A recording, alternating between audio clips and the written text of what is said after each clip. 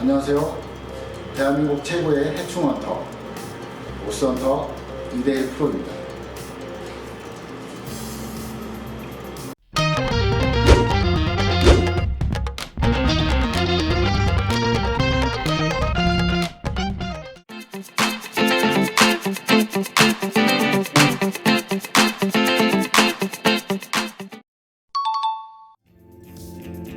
네, 이번에는 쥐와의 전쟁 1탄으로 가게에 쥐가 나온다고 해서 찾아왔습니다.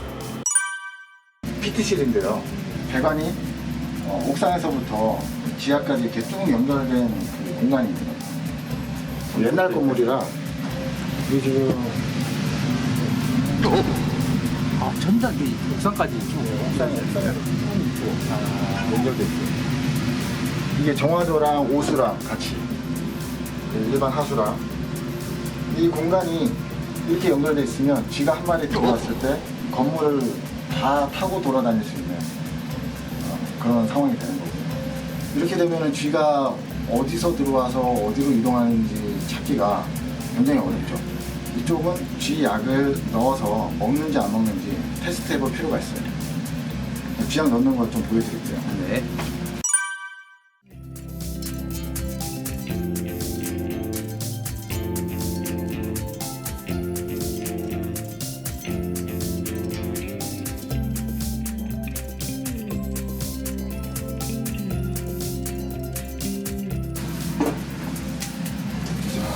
이렇게 만든 이유가 뭐냐면 네.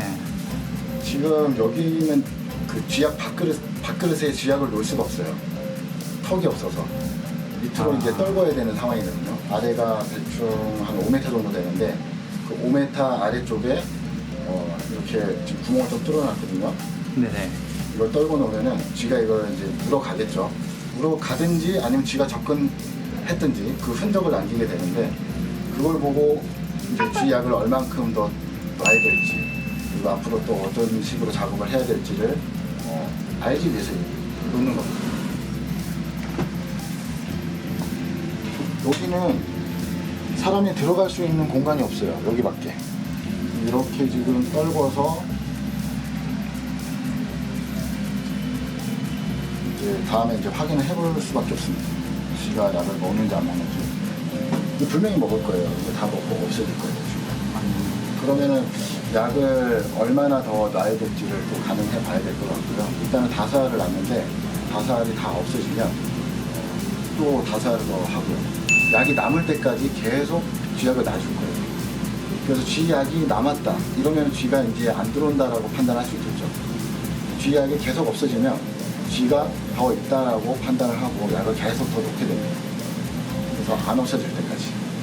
그러면 이 구역에 있는 쥐를 다 잡았다라고 말할 수 있습니다. 없어지지 않아요. 영업장에서 쥐가 출몰하게 되면은 어떤 일이 벌어질까요? 일단 쥐는 지저분한 데로 많이 다니기 때문에 질병을 사람한테 옮길 가능성이 매우 크고요. 그리고 쥐가 이 식당에 갑자기 나타나면 고객들이, 손님들이 놀라겠죠. 그리고 위생 상태에 대해서도 의심하게 되겠고, 쥐가 나오는 걸 최대한 막아야 될 필요성이 있습니다. 이런 쥐들의 습성은 그러면 어떤 게 있을까요? 쥐는 기본적으로 시력이 거의 없습니다. 밝고 어둡고 물건의 형체 정도만 이렇게 알 수 있는 정도라서 항상 몸을 벽에 붙이고 다니는 습성이 있어요.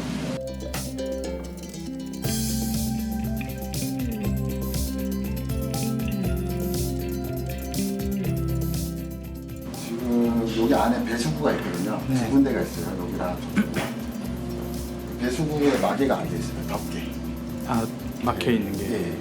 배수구를 타고 이렇게 올라오는 경우도 있습니다. 쥐가. 배수구가 막혀 있어야 쥐가 올라오지 않는다라는 생각을 가질 수, 안심할 수 있기 때문에 배수구 덮개는 꼭 있어야 됩니다. 지금 이렇게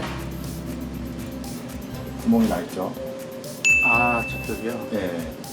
물론 그 속에 더 살펴봐야겠지만 폼으로 쏘거나 실리콘으로 쏴서 보통은 막아요. 막는데 지금 여기는 제대로 지금 안 된 거죠.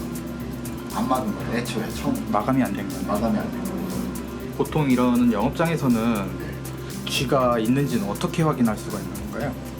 쥐떼와 쥐똥, 그리고 쥐의 갈근 흔적, 어쩔 때는 냄새로도 알아요. 끈끈이 같은 걸로 이런 영업장에서 쥐를 잡으려고 시도하시는 분들이 좀 있던데 이것만으로도 퇴치가 가능한가요?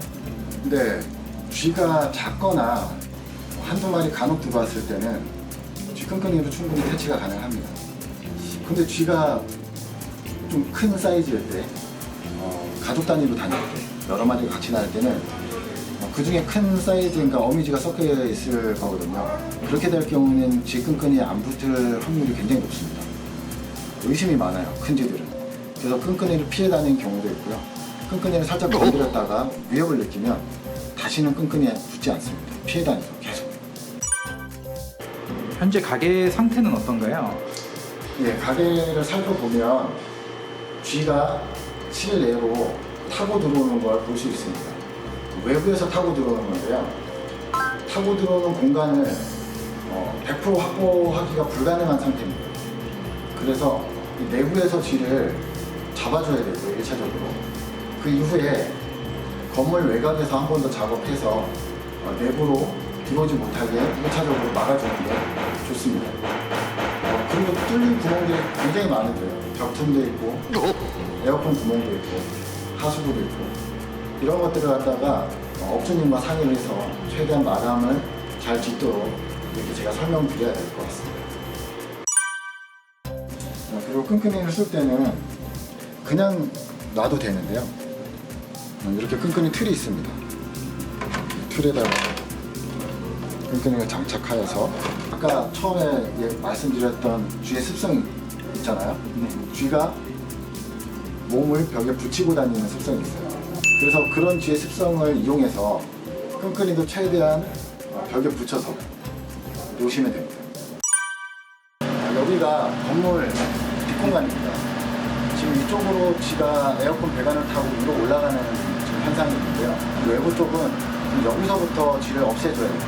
그래서 여기 상자에 쥐 약을 넣고 한번 테스트를 해볼 겁니다.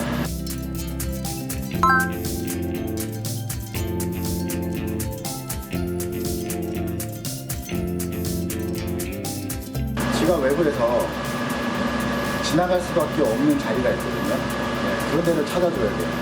그러면 거기에다가 가리약을 쓰게 되면 밟으면 죽게 돼요. 그렇게 처리만 되면 거기는 쥐의 지옥이 되겠죠.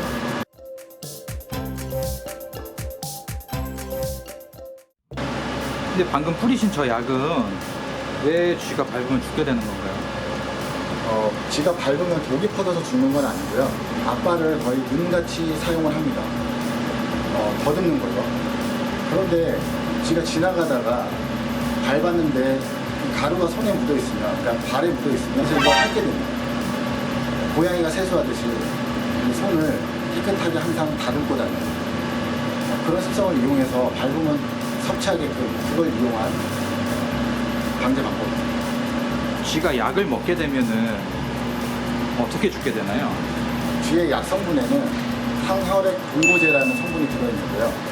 이 약을 먹으면 혈액이 점차 묽어져서 심장이 박동을 할 때마다 모세혈관에 가하는 압력이 엄청나게 크게 됩니다. 그럼 모세혈관이 터지게 되고요. 거기에서 미세하게 피와 물들이 흐르게 됩니다. 보통의 쥐들은 하루나 이틀 안에 다 죽습니다. 쥐가 약을 어느 정도 먹어야 죽게 되나요? 개체의 크기와 무게에 따라 1g에서 3g 정도를 먹게 되면 치사량의 탈수 현상을 동반하면서 죽게 됩니다. 근데 쥐가 약을 먹게 되면 실내에서 혹시나 죽지 않을까요? 대체적으로는 10% 미만으로 실내에서 죽는다고 합니다. 저의 경우 한 1000집 정도를 작업했을 때 한두 집 정도 실내에서 죽는 경우가 생기고요. 나머지는 그냥 없어집니다. 외부에서 죽는 거겠죠. 쥐가 출몰하는 곳은 냄새가 좀 심하다고 들었는데 냄새를 좀 없애는 방법이 있을까요? 쥐똥이나 쥐 오줌이 당연히 있기 때문에 냄새가 심해지는데요. 쥐가 가령 죽어서 사체 냄새가 난다고 했을 때는 사체를 치우지 않는 이상 쥐 냄새를 없앨 수 있는 방법은 없습니다. 사체를 찾아서 치워내시고 탈취 작업을 좀 하시는 게 좋고요.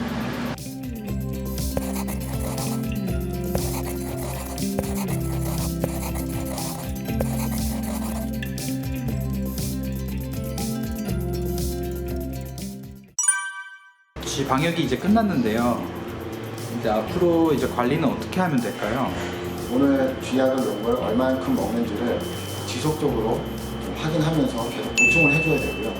쥐가 먹지 않을 때까지, 없어졌다고 판단이 될 때까지 계속 약을 놔야 됩니다. 쥐 퇴치 과정이 끝났습니다.